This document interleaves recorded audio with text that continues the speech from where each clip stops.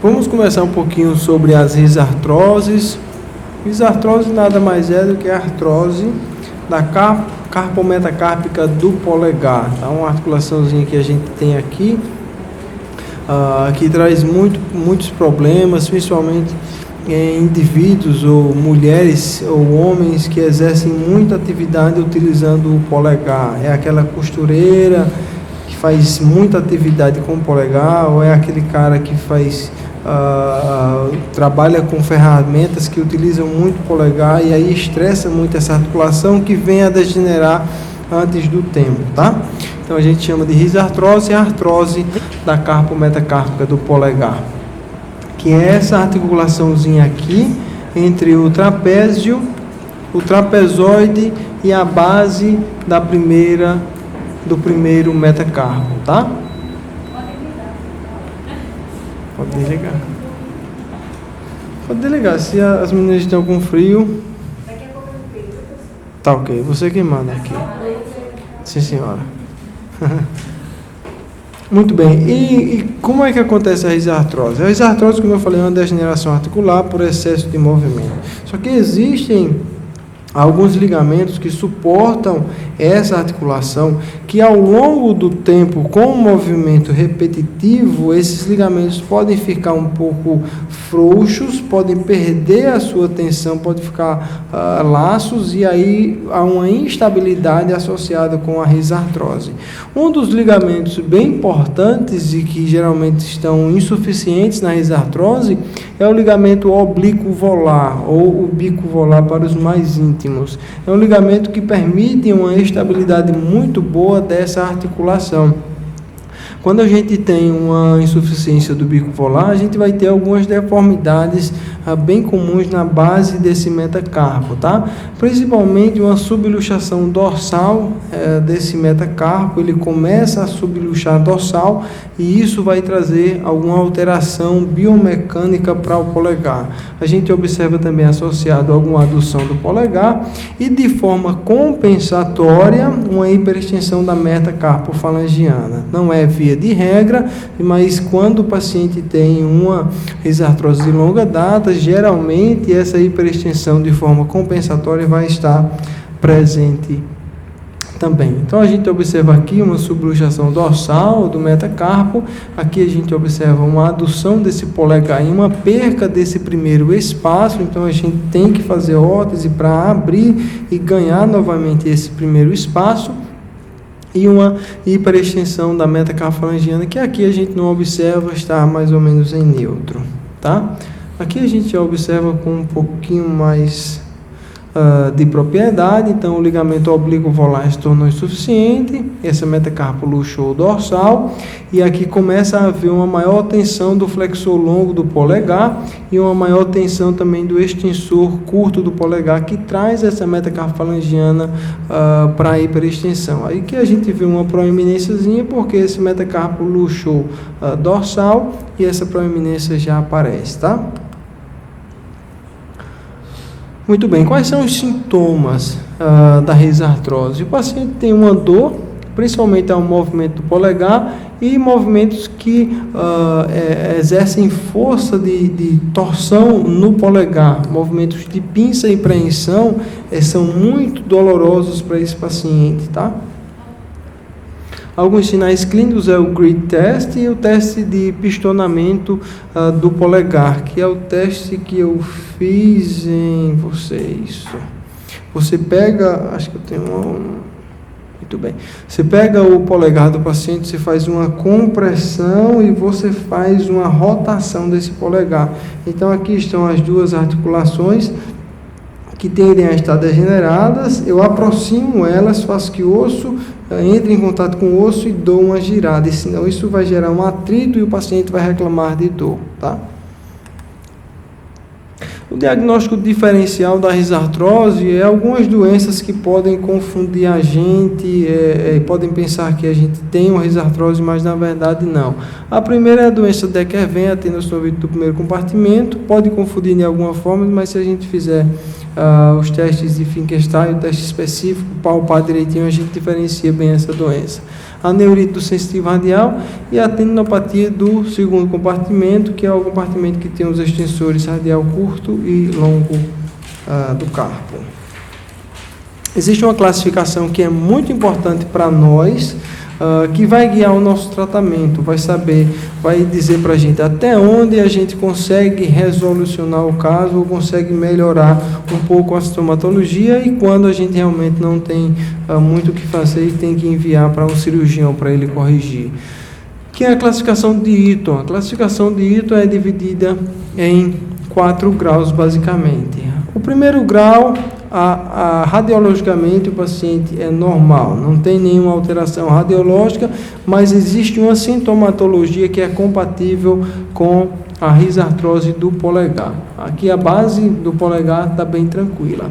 No grau 2 de Eaton, a gente já tem uma diminuição do espaço articular, a gente já vê que aqui está um pouquinho mais esclerótico, está um pouquinho mais branco, isso fala que está havendo um contato íntimo entre osso e osso, e pode haver alguns osteófitos, mas os osteófitos eles são menores que 2 milímetros, tá? Então, no grau 2, osteófito menor que 2 milímetros, a gente já observa que essa articulação está querendo subluxar dorsal, tá? Não há um bom nivelamento aqui da base do metacarpo com o trapézio, mas é algo bem mais discreto. Até esse grau a gente consegue tratar e consegue uma resolução bastante razoável. Passou daqui, tem que haver uma intervenção cirúrgica para tentar realmente resolver o caso dessa paciente. No grau 3, a gente tem uma redução já bem importante do espaço articular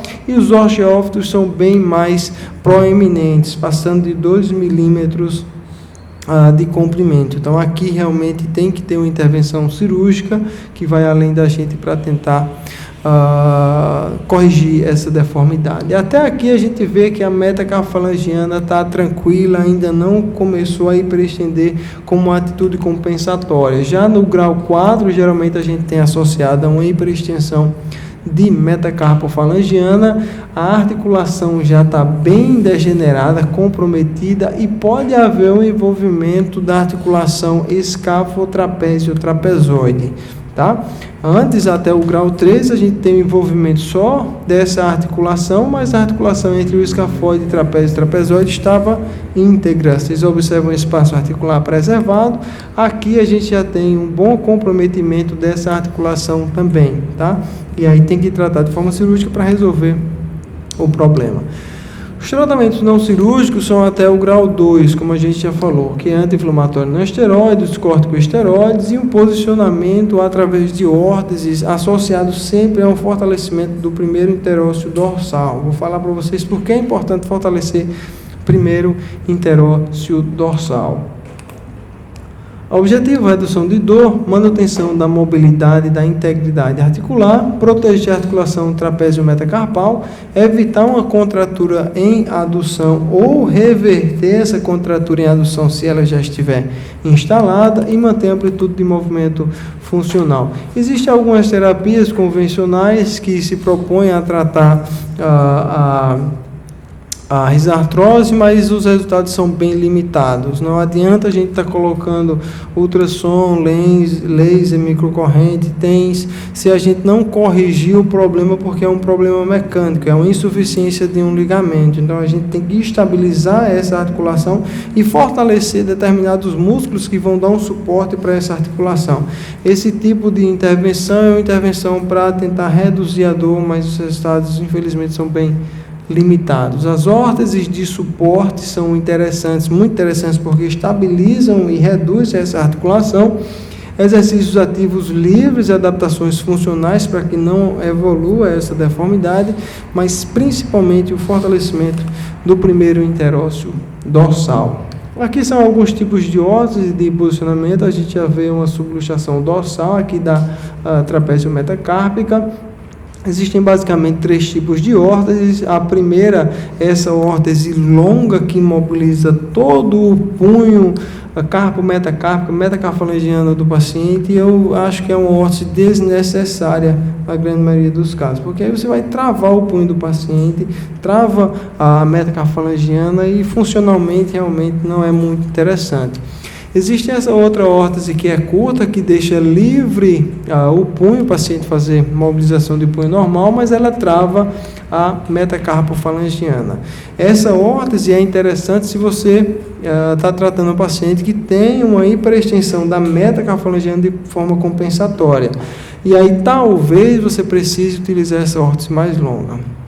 Porém, essa é a órtese que eu mais gosto e que eu mais uso em todos os casos. Porque na grande maioria das vezes, quando a gente corrige e estabiliza bem a trapézio metacarpiana, a gente corrige a deformidade compensatória. Porque, como falei, é compensatória decorrente de alguém que não é ele. Então, se eu estabilizo bem lá a articulação, se eu corrijo a subluxação, aqui na frente fica tudo bem, eu geralmente corrijo essa deformidade. E essa órtese é bastante funcional porque ela permite o movimento da metacarfalangiana, interfalangiana e punho. Ela só trava a trapézio metacarpiana, tá? Então, esse é um órtese que eu geralmente utilizo. Esse é uma paciente bancária que desenvolveu a risartrose em ambas as mãos e a gente estava tratando com essa órtese que dá um alívio dos sintomas bem interessantes. Existem algumas órteses pré-fabricadas, órtese de neoprene, que se você não tiver ainda fazendo órtese termoplástica, você pode pedir para o paciente comprar essas órteses para tratar a risartrose, tá?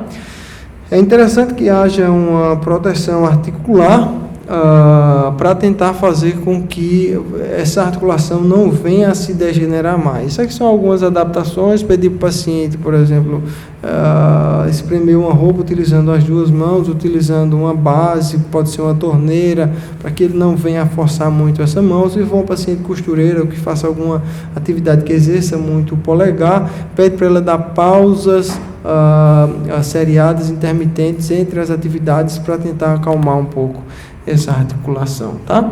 Cautela com relação à cinesioterapia, muita cautela, nunca fazer exercício de fortalecimento de pinça e preensão, porque esses exercícios são veneno para os pacientes. Esses exercícios só aumentam a subluxação dorsal. Imagine que você pede para o paciente fazer uma pinça com uma massinha, essa base do polegar instável, ela tende a subluxar a dorsal com muito mais facilidade. Então, exercícios de pinça e preensão em paciente com risartrose é contraindicado. O que é o padrão ouro hoje em dia? O que é que Silvio pode falar? Certo. Nenhum exercício para fazer aquele, geralmente o pessoal recomenda do wall, de tentar fazer a pinça redonda ou com órtese. Se for ativo livre, eu indico, pode ser feito sem problemas, mas o fortalecimento propriamente dito, não. Nem assim, tipo, às vezes a gente coloca uma massinha, pede para o paciente pegar, né, beliscar a massinha, isso estressa muito o trapézio metacarpiana.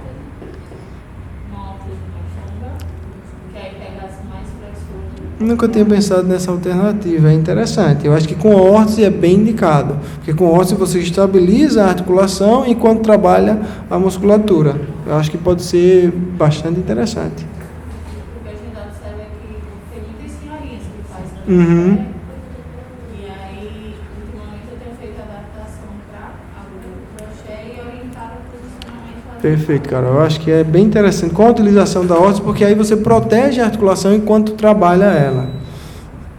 Vou anotar isso lá nas minhas evoluções para começar a utilizar. O que tem se feito hoje, tem se estudado muito hoje, é o papel do primeiro interósseo dorsal na estabilização da trapézio metacarpiana. E se viu que tem um papel fundamental. Aqui a gente tem o primeiro interósseo dorsal, que tem a função de abdução do primeiro dedo, do segundo dedo do indicador. A gente vê que ele está inserido aqui na base da falange do segundo dedo, e na base também da metacarfalangiana do polegar. Quando ele contrai, ele tende a trazer esse metacarpo para unar e volar. E isso faz com que haja uma redução da subluxação dorsal, tá?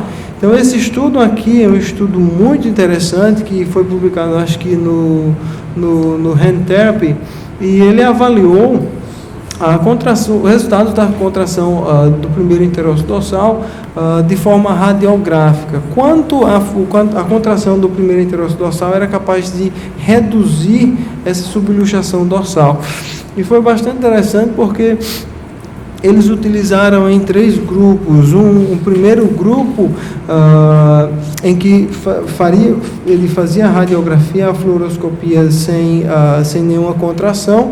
O segundo grupo ele fazia a contração o segundo grupo ele fazia só o estresse na articulação trapézio metacarpal sem a contração do primeiro interósseo, e o terceiro grupo ele estressava a trapézio metacarpal com a contração do primeiro interósseo na tentativa de proteger essa articulação, tá?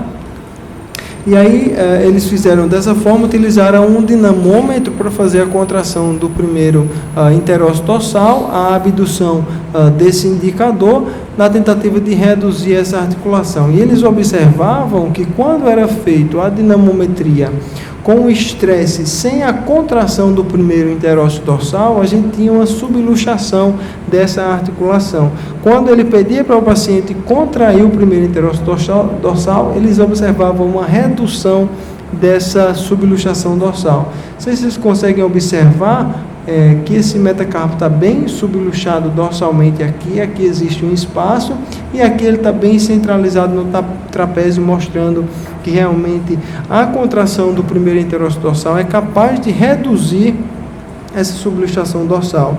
Então, esse é o padrão ouro que a gente utiliza hoje.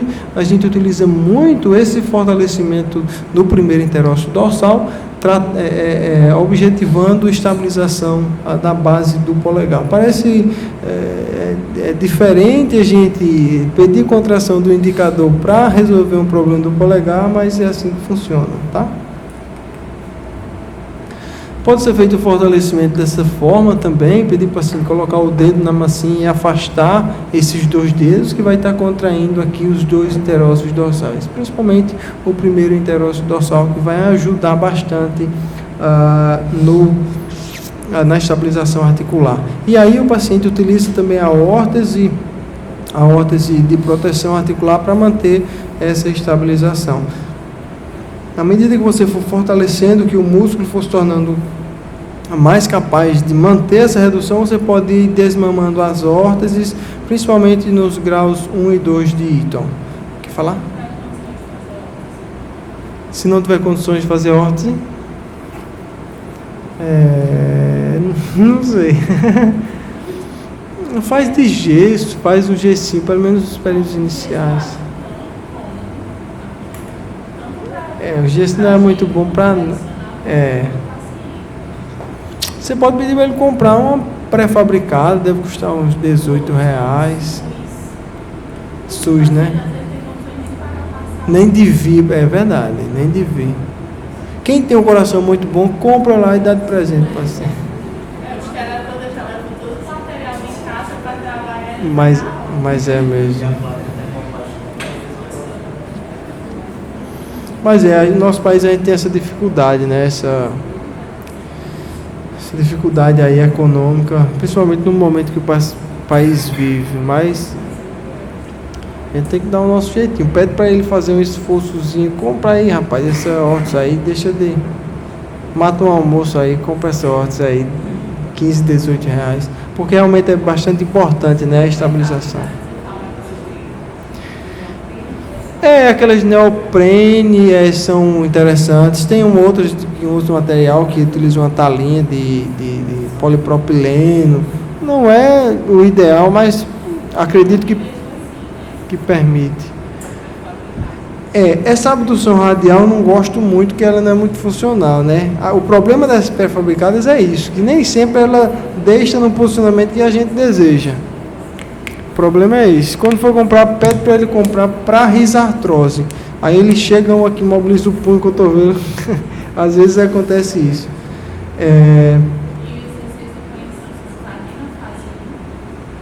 Não, não faço nada. Preensão e pinça não faço de jeito nenhum. Flexões profundos superficiais? Não. Mas geralmente tem, né? Eu acho que não. Tem força nenhuma. Eu não faço porque senão vai aumentar a degeneração. Você está me colocando em maus lençóis. Caramba, é mesmo. Vamos fazer um estudo lá, rapaz, que N bom, que demanda legal.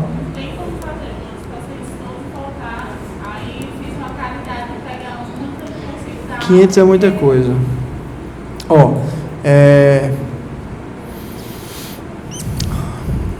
Eu não fortaleço. Eu nunca peguei um paciente sem força na mão com risartrose. Nos outros dias, flexor superficial profundo, não. Mas se chegasse, eu teria muito cuidado em fortalecer. Muito mesmo, que pode aumentar a degeneração. A não ser, como você falou, com a utilização de órtese. Com ele, com a órtese posicionado.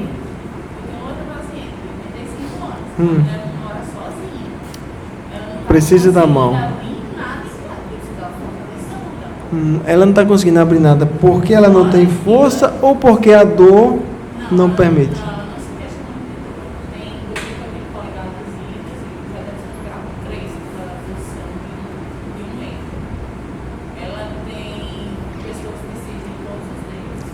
Ela tem mais coisa. Vai dizendo. Chega funcionando, ela fofa, ela chega, ela obedece tudo. Ela chega com umas 8 horas, pessoas de cisne. Rapaz. Ela entra no posicionamento. E ainda vai ser um dedo negativo. Tem muita coisa, né? Ela veio pra mim questionando que falta de força. Mas com essas deformidades todas, ela vai ter mesmo falta de força. Aí eu não faço porque vai. Não faz fortalecimento? Se você fizer fortalecimento, você... Suave. O que é o suave para você? Uma massinha, Não, eu não faço massinha clara, eu faço a peneira amarela. Certo. Consegui aumentar um pouquinho, Sim, pode ser interessante. Certo, pode ser interessante. 85 anos ela já tem uma perda de força já pela idade, né? Então já tem uma fraquezazinha generalizada. Sim, é o risco-benefício, né? É o risco-benefício. Se o paciente tem um déficit de força que isso está realmente incomodando na atividade funcional, vale a pena você fazer algum tipo de fortalecimento, mas com muito cuidado, né? Foi isso que eu observei da órtese, do polegar. Eu tentei fazer para ganhar flexão. Uhum. Fazia a alimentação muito legal. Era, né? Aí com a órtese, talvez dê para fazer alguma coisa, mas ainda não consigo. Certo. Exercício de pinça, tentando uma órtese e castigo. Para não melhorar o seu trabalho, então, Verdade. A órtese é padrão. Dedo negativo. Com essa demanda, Carol, que você tem lá de risartrose, dá para fazer tanto trabalho interessante. Dá, por exemplo, você pegar, colocar eletroestimulação no primeiro interósseo dorsal, comparar com o grupo controle que está fazendo só órtese e com o grupo que está fazendo, por exemplo, a pinça. Dá para você fazer uma eletroestimulação associado com fortalecimento um grupo e outro grupo só fortalecimento e outro grupo só eletroestimulação. Você tem um N muito grande, uma demanda grande. E a América, assim, ela é apaixonada na teoria da órtese. Pois é, rapaz, dá pra você fazer. No hospital. Entendi. Aí faz 2 anos que a gente começou a implantar esse serviço, todo o material Tá meu, não tem nada do hospital. Entendi. Eu não atendia e aí. Mas o pessoal tá aprovando o trabalho de vocês, né? Então, é mostrar resultado e pedir, rapaz, dê um auxílio aí pra gente conseguir trabalhar, né? São quantas TOs lá? 4. Mas só ele fica. Entendi. Deve correr como... Entendi. A demanda muito boa que você tem. Pense aí em trabalho, dá para você publicar e contribuir aí para nossa área. Muito bom.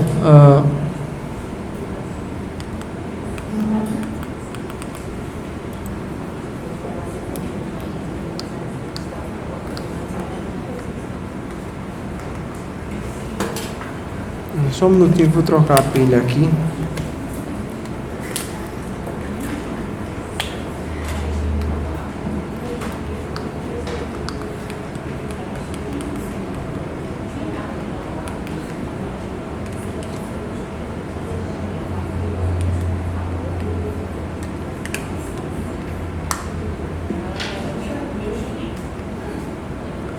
Muito bem, quando a gente não consegue resolver com os fortalecimentos, com as órteses, aí realmente tem que fazer alguma intervenção cirúrgica para tentar corrigir esse problema, tá? Algumas intervenções podem ser a reconstrução desse ligamento bico-volar, principalmente naquele grau 2 ou um 2/3, porque a articulação ainda não está tão degenerada. Pode ser uma hemiartroplastia, o cirurgião retira só a parte da articulação que está mais acometida. Pode ser uma artroplastia de ressecção total do trapézio, ele tira o trapézio, que é o osso que está impactando na base do primeiro metacarpo, bota um enovelamento de tendão. Ele pode pegar o palmar longo, fazer um chumaçozinho lá e colocar, que aí ele vai interpor isso e não vai haver atrito mais osso e osso, tá? Essa é uma trapezectomia, então ele retirou totalmente o trapézio e colocou aí um enxertozinho, um pedacinho de tendão, que aí o paciente vai relatar uma melhora de dor, porque não há atrito osso com osso também, tá? E aí o pós-operatório, nas primeiras 4 semanas, a gente tende a imobilizar esse polegar em abdução palmar para tentar reduzir o processo inflamatório. E a amplitude de movimento dos dedos não envolvidos pode ser realizada sem problema nenhum, tá? Em 4 a 8 semanas a gente desmama a órtese aos poucos, vai utilizando por períodos intermitentes até que o paciente consiga realizar suas atividades funcionais sem maiores problemas. 8 a 12 semanas a gente começa um fortalecimento tenar, principalmente do abdutor curto do polegar com bastante cautela, e o fortalecimento do primeiro interósseo dorsal, porque vai melhorar novamente a estabilização da metacarpo, da articulação carpo-metacárpica do polegar, tá? Fortalecimento do primeiro interósseo é o padrão. Alguma dúvida? Pergunta nessa aula de risartrose? Já estão cansados? Estão dispostos ainda? Vamos pegar direto? Vamos falar um pouquinho de artrite reumatoide. Tudo bem. Artrite reumatoide é uma doença inflamatória crônica que afeta todos os tecidos do corpo. A gente imagina, quando fala em artrite reumatoide, só pensa em articulação, mas ele pega tendão, ligamento, pele, todas as estruturas de tecidos moles, cartilagem que a gente possa imaginar, porque é uma doença inflamatória que está presente em todas as células. Ele começa a destruir tecidos moles e essa destruição vai gerar algumas deformidades que nas mãos são bem mais visíveis. O paciente de artrite reumatoide tem dor, tem uma rigidez no período matinal, de manhãzinha é o período mais crítico para ele, à medida que ele vai movimentando o dedo, vai aquecendo, isso aí vai melhorando. O paciente pode apresentar as sinovites ou astenossinovite em punho e dedos, que são aqueles volumes no dorso da mão, que a gente chama de panos, que é esse tecido que degenera todas as estruturas de tecido mole, e esse tecido ele tem que ser removido o mais rápido possível. Às vezes o reumatologista tarda a mandar para o cirurgião de mão, e aí quando manda já tem ruptura de tendão e assim por diante. O protocolo padrão é se mandar o mais rápido possível para remover esse panos antes de, isso não acontece, né, Carol? Antes de haverem aquelas grandes deformidades ou antes de haverem as rupturas, mas isso acontece com um pouquinho menos frequência, mas é o ideal, tá? A gente geralmente observa um desvio ulnar dos dedos das metacarfalangianas com um desvio radial do punho, é aquela deformidade em zigue-zague. Aqui a gente observa um desvio ulnar dos dedos bastante importante e uma subluxação volar dessas metacarfalangianas. Vocês observam que aqui está totalmente luxado. Isso aqui é a cabeça dos metacarpos. A base do metacarpo está lá embaixo. A base da falange proximal está lá embaixo, totalmente subluxada. Isso aconteceu porque esses ligamentos aqui dorsais entre a cabeça dos metacarpos e a falange proximal, ele foi totalmente degenerado pela artrite reumatoide, pelo pannus, tá? E aí a articulação subluxou volar, tá? A artrite reumatoide nos ossos, ela começa a invadir os ossos através dos orifícios das cartilagens e invade o osso subcondral. Essa invasão vai começar a fazer erosões ósseas, essas erosões vão começar a formar espículas ósseas, que é o que a gente chama de osteófito, tá? As tendinogenovites nos tendões, elas estão presentes em cerca de 64 a 95% dos pacientes. Ele inicialmente produz um edema na bainha do tendão, depois ele infiltra no tendão e começa a degenerar a fibra de colágeno. Isso vai fazer com que o tendão fique mais frágil e a gente observa algumas rupturas espontâneas de tendão nos pacientes de artrite reumatoide, principalmente flexor longo de polegar e extensores de dedo.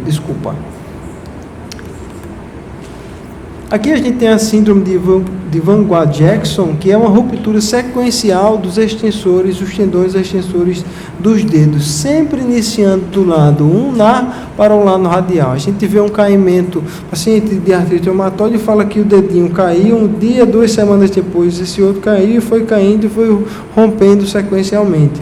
Isso acontece por 2 fatores. Primeiro, pela fragilidade tendinosa e segundo, pela passagem do tendão em alguma espícula óssea, em algum osteófito ali na cabeça da una. Ele fica passando, como eu falei hoje, isso funciona como uma serrilha. Serra o tendão e esse tendão vai rompendo, tá? E aí tem que ser tratado de forma realmente cirúrgica. A lesão de Manefeld é a ruptura do flexor longo do polegar.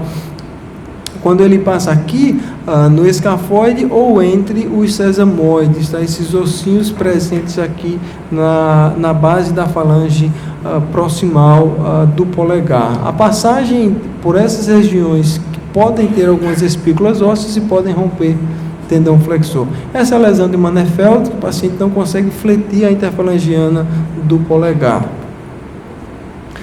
Pode haver também uma ruptura do extensor longo do polegar na passagem dele pelo tubérculo de Lister. O tubérculo de Lister está localizado nessa região dorsal e ele faz um fulcro para a passagem do tendão extensor longo do polegar. Esse fulcro aumenta a eficiência mecânica. O problema é que às vezes o pannus infiltra nessa proeminência óssea, forma a espícula e ela funciona como uma serra.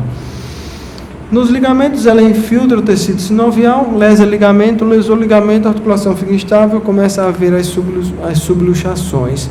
As deformidades de punho que a gente mais vê é uma subluxação volar do punho.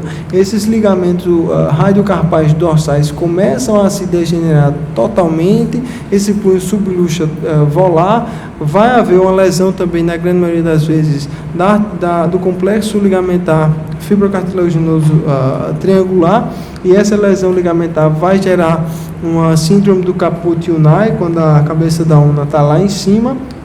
Os pacientes também vão desenvolver um desvio ulnar desses dedos, tá? E pode haver também uma subluxação rotatória do escafoide se houver uma lesão dos ligamentos interósseos, escáfo seminal, escáfo trapézio e trapezoide.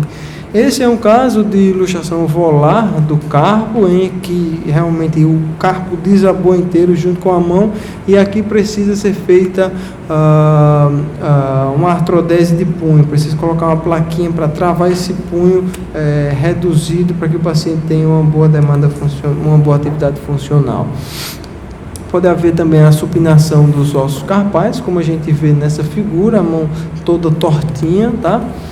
E uma subluxação dos tendões extensores. Os tendões extensores, gente, normalmente fisiologicamente, eles devem passar no centro dos metacarpos. Existem algumas estruturas, como o capuz extensor e as bandazinhas sagitais aqui, que fazem com que haja uma boa centralização desse tendão extensor. Quando o pânus começa a infiltrar nessa região, começa a degenerar esse capuz extensor e ele perde essa capacidade de centralizar o tendão extensor. Quando o paciente flete os dedos, esses tendões extensores caem nesses vales, que a gente chama de vales intercarpais. Como ele deve estar centralizado para estender os dedos, quando ele cai para a direção ulnar, nos vales intercarpais, ele, ao invés de estender os dedos, ele traz os dedos para desvio ulnar. Então, por isso que a gente vê essas deformidades em desvio ulnar dos pacientes, porque ele caiu para esse lado de cá, ao invés de ele estender, ele está puxando para ulnar, tá? Então, essa é a razão. E aqui a gente vê o tendão extensor dentro dos vales intercarpais.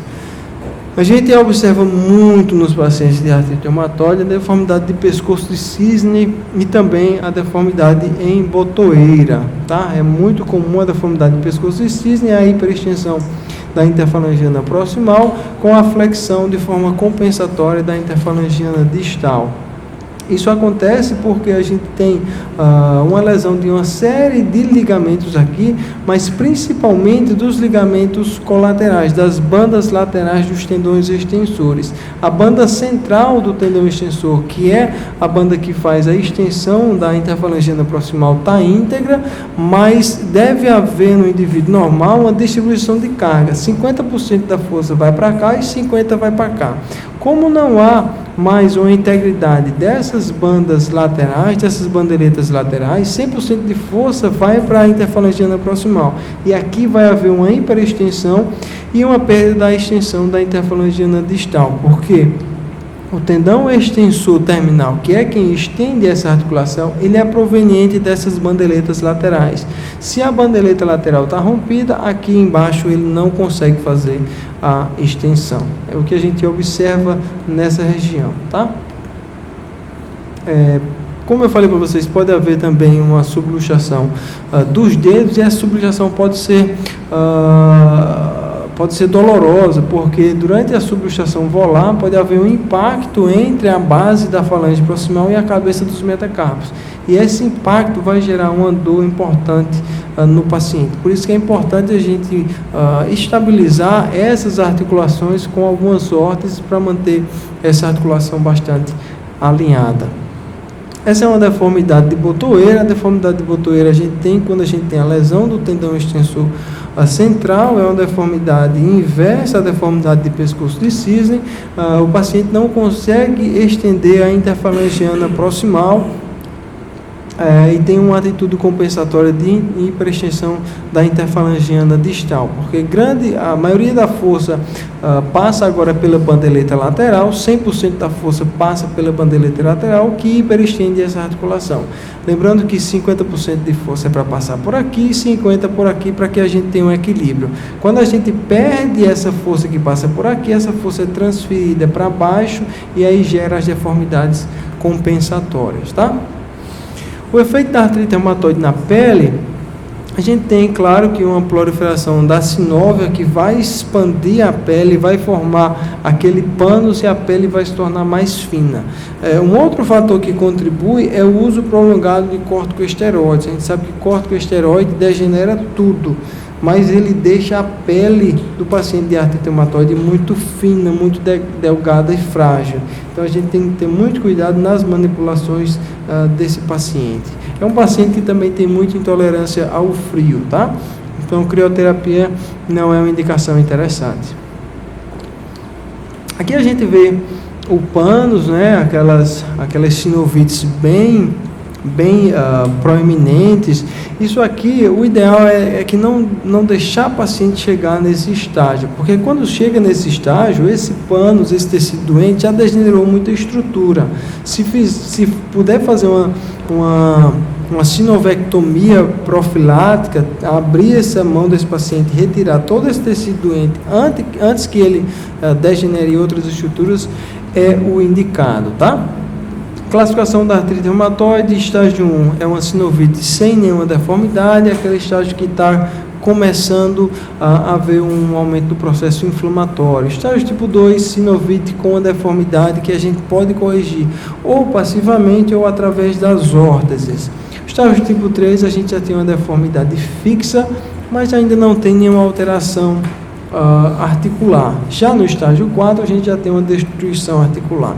Esse estágio 4, aqui aí a gente tem que ter um tratamento um pouco mais agressivo, que são as artrodeses, que é travar a articulação, porque ela está gerando muita dor e a melhor forma de tratar é não deixar essa articulação mexer mais. Os cirurgiões travam essas articulações em posições funcionais para permitir o uso da mão de uma forma melhor. Tratamento não cirúrgico, anti-inflamatório, não esteroide e os agentes remissores de doença. Os agentes remissores de doença são muito importantes e devem ser prescritos pelos reumatologistas, porque ele não só diminui o processo inflamatório, mas ele desacelera a progressão da doença. Então é importante que essa terapia seja realizada. Os corticosteroides têm seus benefícios, diminui o processo inflamatório, mas tem seus malefícios, seus efeitos colaterais sistêmicos. Ele degenera tanto a estrutura musculoesquelética como órgãos centrais, levando o paciente, às vezes, a um estado de saúde não muito bom. Então, tem que ter muito cuidado ao tomar corticosteroides. As órteses, como a gente falou, é interessante. O repouso para tentar preservar essas articulações e, claro, educar o paciente. A reabilitação vai depender do grau de acometimento, das estruturas acometidas, das deformidades. Em uma deformidade de pescoço de cisne, a gente utiliza uma órtese, deformidade em botoeira, a gente utiliza outra, uma órtese para desvio na, outra órtese para desabamento de carpo. Então, vai depender de muito das estruturas que estão lesadas. As condutas sempre devem ser individualizadas para atender às necessidades dos pacientes. O objetivo da reabilitação: reduzir dor, manter mobilidade articular sem aumentar o desgaste articular, proteger as articulações e manter uma amplitude de movimento funcional. As órteses para a mão, gente, são muito importantes. É muito difícil a gente tratar a mão sem órtese. É como andar de carro sem pneu. É muito difícil, quase que impossível, tá? Então, se vocês puderem estudar mais um pouquinho sobre órtese, ter a oportunidade de fazer um curso sobre confecção de órtese, é muito interessante.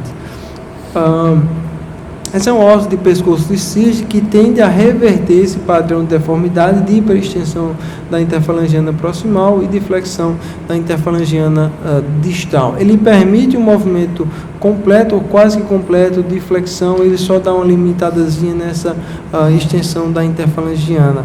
Essas órteses podem ser compradas, pré-fabricadas, ou você pode fazer com This o simple anti-swan neck termoplástico. or figure of 8 PIP Aqui blocking mostrando como orthosis se faz a prevents órtese de hyperextension of pescoço the de cisne PIP joint com while allowing full termoplástico. active flexion. Place an Orfid strip of 0.5 width in hot water at 65 degrees Se utiliza Celsius muito or pouco material, só 149 uma degrees fitinha. Fahrenheit to activate. Remove the Orfid strip from the water bath and cut off about 3 inches or 8 centimeters length for this orthosis. The patient can be seated with the elbows. The thermoplastic material prevent hyperextension of the PIP joint É um material while que allowing aquece full no finger calor e flexion. você confecciona ela. Eu não faço dessa forma, eu faço em forma de X. Não sei como. Eu acho que é mais fácil. Não aprendi a fazer assim. Mas quem sabe fazer assim é legal também. As órteses em botoeiras também podem ser feitas de termoplástico. Ou podem ser colocadas essas órteses que eu não gosto muito, que é uma talinha que mantém o dedo só em hiperextensão. Eu também faço em forma de X com um termoplásticozinho parecido com ele. Acho que eu esqueci de colocar uma fotozinha da botoeira, depois eu mando para vocês. Perdão. Existem essas outras órteses de posicionamento que vai tentar minimizar esse drift ulnar, esse desvio ulnar, tentar manter essa articulação em posicionamento melhor. Tem órteses bem interessantes que podem ser compradas e aqui essas pré-fabricadas podem ser bastante interessantes para o paciente, mas a gente pode fazer também, mas tem um custozinho um pouco mais elevado. O paciente do SUS do Japão. The orthosis should place the orthosis back on the patient to check the fit and trim the straps. Bacana. The orthosis should place the orthosis back on the patient to check the Você fit tem que and botar trim the straps. acolchoadozinho. The Ah, também você orthosis costura should ele. place the orthosis back on the patient Ele to check the fit autoadesivo. and trim the straps. Ah, tá. Depois manda pra gente no grupo. The orthosis Eu não should conheço place the esse. orthosis back on the patient to check the fit and trim the straps. Desartrose também. The orthosis should place the orthosis back on the patient to check the fit and trim the straps. Eita. Entendi. Mas essa The experiência é orthosis horrível. should place the orthosis back on the patient to check the fit and trim the straps. The orthosis should place the orthosis back on the patient to check the fit and trim the straps. Bacana. The orth- Legal. Existem algumas outras órteses que podem ser feitas para melhorar esse desvio NA também, até pré-fabricadas. Essa é uma órtese que eu falei para vocês antes, que eu não coloquei na outra aula, mas coloquei aqui. É uma órtese de uma paciente que teve um síndrome do túnel, teve 3 coisas na verdade essa paciente. Teve o síndrome do túnel do carpo, que durante a cirurgia teve uma neuropraxia e a gente observou que ela tinha uma subluxação dorsal dessa radionar distal. E aí a gente fez essa órtesezinha, que é uma órtese tipo C, com com 2 âncoras, uma âncora dorsal e uma âncora volar, e com várias ligazinhas que a gente faz. Quando a gente atacha a ligazinha, ela faz com que haja uma redução dessa cabeça da onda, baixa a cabeça da onda e a gente tem uma boa relação do rádio e onda. Isso aqui é uma figura ilustrativa mostrando como age. Ou você sobe o rádio, ou você desce a onda, ou você faz ambos para que haja uma boa relação e o paciente não tenha dor durante a pronossupinação. Não, ela é fechada do outro lado, isso é um C. Isso, ela é fechada do outro lado e aqui ela é abertinha. E aqui por baixo eu coloquei um EVAzinho para ficar um pouco mais acolchoado. E uma coisa interessante é que eu coloquei, por exemplo, nesse lado, ulnar e dorsal, eu coloquei mais EVA. Eu coloquei umas 3 folhinhas de EVA desse ladinho de cá para ficar mais, para comprimir mais essa cabeça do rádio e essa cabeça da una, e coloquei do outro lado aqui embaixo mais EVA também, umas 3 folhinhas para subir esse rádio. Então aqui mais EVA vai descer porque vai haver mais contato, e aqui mais EVA vai subir porque também vai haver mais contato. E aí a gente tem uma regularização, o paciente faz pronossupinação sem dor, tá?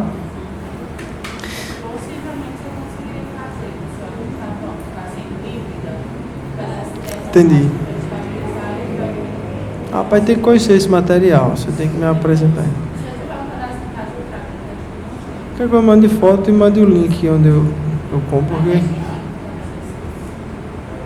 não conheço. Não. Vou perguntar a ela. Bacana. Eu tive a experiência de fazer algumas com ela, mas era costurado. Que tinha uma fita autoadesiva que você poderia colar. Você já viu essa fita? Não sei se é esse. Entendi. Aí você molda ele. Você molda ele. Você tem que cortar certinho.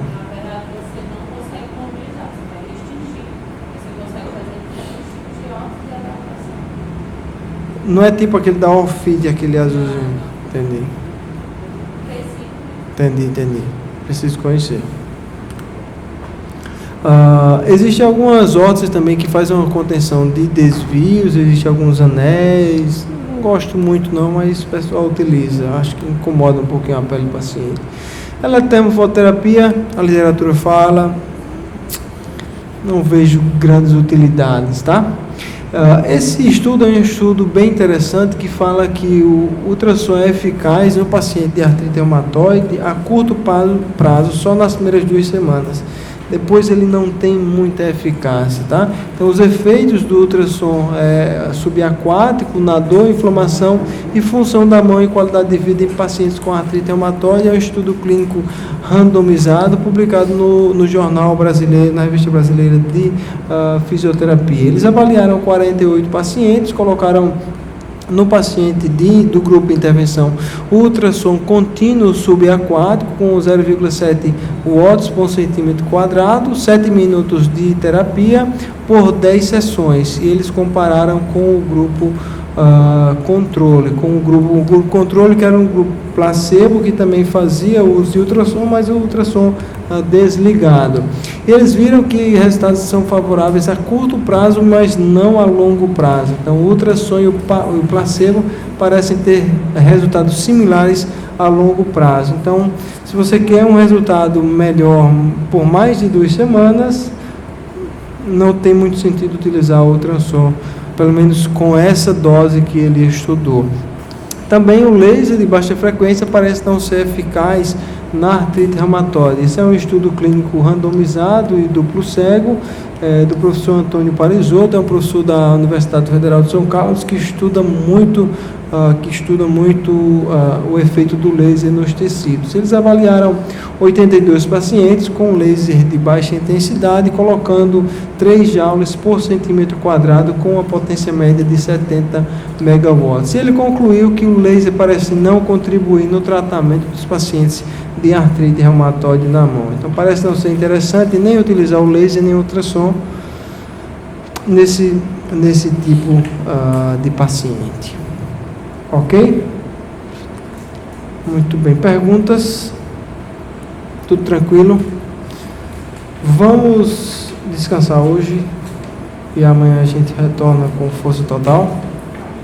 Combinado?